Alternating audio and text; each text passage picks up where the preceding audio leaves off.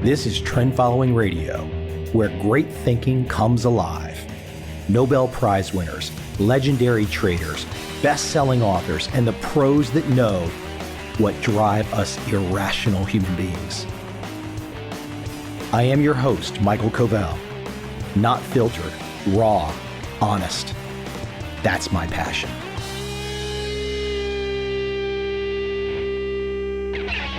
This podcast today brings back fond memories. Memories that shaped me. Memories that gave me the confidence, the inspiration to do what I do. It's different than what the men I'm going to talk about today did or have done in their careers. But that's not the point. It was the inspiration. It was the confidence to see them up close and personal, just being regular people with big dreams, big aspirations, and big drive. I want to share some comments about T. Boone Pickens, the speculator who died on September 11th, 2019. I had a chance to meet him. I had a chance to spend time in his office. In fact, it was for an interview. This was 2006, 2007. I would have to go back in time and find out the exact dates. In fact, there is an audio of the interview, never released. But let me tell you how that happened exactly. Kind of a fun story. My first book came out in 2004. It became a bestseller quite quickly. A surprise. A surprise to me, a surprise to the publisher. Wham, bam, on to book number 2. Book number 2 was going to be about the turtles. And that was a tough can to crack open.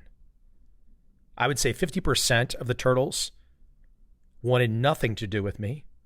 50% were eager to talk. It had been a long time. The insights, the behind the scenes that I got from people like Earl Kiefer and Mike Shannon, amazing. Just amazing insights as to how it all went down. But my book, The Complete Turtle Trader, would not have really come into existence without the final chapter. And the final chapter was Salem Abraham. In my mind, Salem was mission critical because Salem showed that what Dennis and Eckhart taught the turtles in 84 and 85 could transfer. It wasn't just for that one group. Salem was the first one, there was more, the first one to show the transferability from Dennis and Eckhart to the turtles to Salem and so on and so on. Now, I did have a chance to sit down with many turtles face to face, but Salem was the one who really opened up the door and showed me his world. And he also had an interesting story which no one had talked about. He had actually gone sometime in the 90s to a Dennis and Eckhart event, another program, so to speak. Not exactly the turtle program, but he did, years after he was started, he did have a chance to go to another turtle event, another turtle seminar, so to speak. But what was so cool about Salem was that he had a ranch in Canadian Texas. And that ranch touched Boone Pickens Ranch. Now, I hope I don't have that wrong. I think I'm pretty right. My memory's pretty good on that one. But that still put them like 50 miles apart, something crazy like that. Their ranches touched, but they were nowhere close. They were associates. And Salem found me a way into the Dallas office of Boone Pickens because it was a great way for me to get some background on Salem. So I grabbed my airline flight, headed on down to Dallas one day, and found my way to Boone Pickens' office. Now, how cool is that? How damn cool is that? I had no idea that getting ready to go down this turtle book path was going to open myself up to sitting down with, at the time, one of the most successful speculators ever. For decades, a living legend, had done everything. Won big, lost big, won big, lost big. The guy was just an animal when it came to speculation. So I look back with very fond memories that I had a chance to sit down with an individual who historically will go down as one of the great risk takers, one of the great traders. So of course, like many of you out there who might know something of Boone Pickens' story, a little bit of sorrow to hear that he passed. I think he was over 90. The guy really made it a long way. But I want to share with you today a letter that he wrote that was released after his passing, a letter that Boone Pickens wrote. He says, "If you're reading this, I've passed on from this world, not as big a deal for you as it was for me. In my final months, I came to the sad reality that my life really did have a fourth quarter, and the clock really would run out on me. I took the time to convey some thoughts that reflect back on my rich and full life. I was able to amass 1.9 million LinkedIn followers. On Twitter, more than 145,000. This is my goodbye to each of you. One question I was asked time and again, what is it that you will leave behind? That's at the heart of one of my favorite poems, Indispensable Man, which Saxon White Kessinger wrote in 1959. Here are a few stanzas that get to the heart of the matter. Sometime when you feel that your going would leave an unfillable hole, just follow these simple instructions and see how they humble your soul. Take a bucket and fill it with water. Put your hand in it up to the wrist. Pull it out, and the hole that's remaining is a measure of how you'll be missed. You can splash all you wish when you enter. You may stir up the water galore, but stop and you'll find that in no time, it looks quite the same as before." That is great. I love that. I've never heard that before. Boone continues, "You be the judge of how long the bucket remembers me. I've long recognized the power of effective communication. That's why in my later years I began to reflect on the many life lessons I learned along the way and shared them with all who would listen. Fortunately, I found the young have a thirst for this message. Many times over the years, I was fortunate enough to speak at student commencement ceremonies, and that gave me the chance to look out into a sea of the future and share some of these thoughts with young minds. My favorite of these speeches included my grandchildren in the audience. What I would tell them was this Depression-era baby from tiny Holdenville, Oklahoma, that wide expanse where the pavement ends, the West begins, and the Rock Island crosses the Frisco, lived a pretty good life. In those speeches, I'd always offer these future leaders a deal. I would trade them my wealth and success, my 68,000-acre ranch and private jet, in exchange for their seat in the audience. That way, I told them, I'd get the opportunity to start over, experience every opportunity America has to offer. It's your shot now. If I had to single out one piece of advice that's guided me through life, most likely it would be from my grandmother, Nellie Mullinson. She always made a point of making sure I understood that on the road to success, there's no point in blaming others when you fail. Here's how she put it. Sonny, I don't care who you are. Someday you're going to have to sit on your own bottom. After more than a half century in the energy business, her advice has proven itself to be spot on time and time again. My failures, I never have any doubt whom they can be traced back to. My successes, most likely the same guy. Never forget where you come from.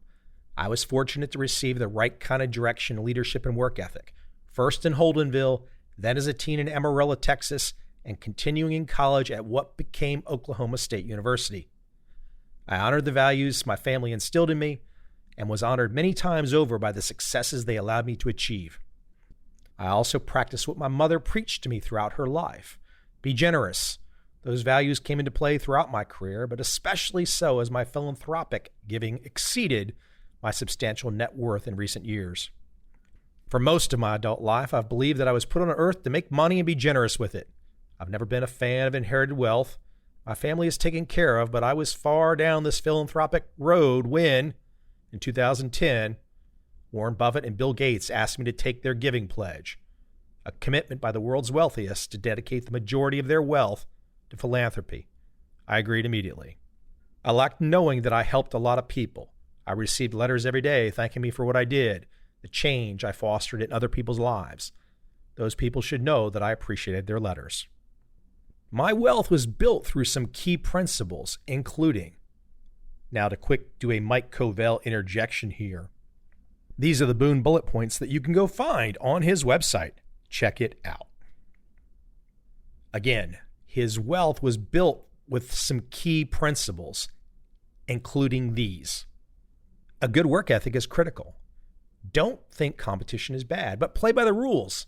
I love to compete and win, but I never wanted the other guy to do badly. I just wanted to do a little bit better than he did.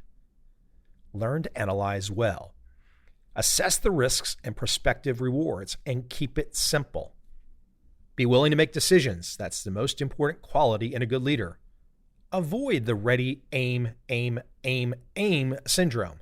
You have to be willing to fire. Learn from mistakes. That's not just a cliche. I sure made my share. Remember the doors that smashed your fingers the first time and be more careful the next trip through. Be humble. I always believe the higher a monkey climbs in the tree, the more people below can see his ass. You don't have to be that monkey. Don't look to government to solve problems. The strength of this country is in its people. Stay fit. You don't want to get old and feel bad. You also get a lot more accomplished and feel a lot better about yourself if you stay fit. I didn't make it to 91 by neglecting my health. Embrace change. Although older people are generally threatened by change, young people loved me because I embraced change rather than running from it. Change creates opportunity. Finally, have faith both in spiritual matters and in humanity and in yourself. That faith will see you through the dark times we all navigate. Over the years, my staff got used to hearing me in a meeting or on a phone call asking, "What you got?" That's probably what my maker is asking me about now. Here's my best answer. I left an undying love for America and the hope it presents for all. I left a passion for entrepreneurship and the promise it sustains. I left the belief that future generations can and will do better than my own. Thank you. It's time we all move on. Again, that was Boone Pickens' final words. I really like that. He gives us all a great marker, a great inspiration for leaving the note for when we all go. Now, the only advantage that some of us listening today might have over Boone, they just might, figure out a way to port our minds to a hard drive before our bodies expire. Now, it really sucks because a guy like Boone, we would have all loved to just see exist forever. So that will be the interesting, I know it's a complete side tangent, but that will be the interesting thing to see as time unfolds. When we will reach the point that we can port the consciousness to the drive. Won't that be fascinating? So as you can see, hearing about Boone's passing, even though it had been, almost 13, 14 years since I had met with him, a fond memory. It shaped me. It gave me confidence. How could it not? He didn't tell me those things that I just read. We talked about other issues. But you could feel every bit of that in the meeting. You just felt it. You just knew it. So I'm always grateful, always appreciative to the journey that I'm on, the people that I meet, people like Salem and people like Boone, people like Earl Kiefer, people like Mike Shannon, two of the Turtles. What a fantastic opportunity to pull from these great minds what they learned and pass it forward.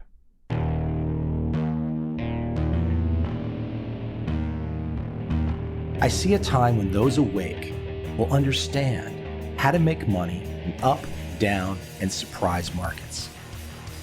Whether new trader or experienced, college student or financial advisor, protecting against a crash or just trying to make a lot of money, trend following offers everyone an answer in uncertain times.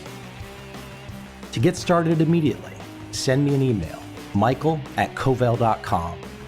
I will send you the right trend following steps to take along with my free video. But if you want to buy and hold, trust the government and trust Wall Street, this is absolutely not for you.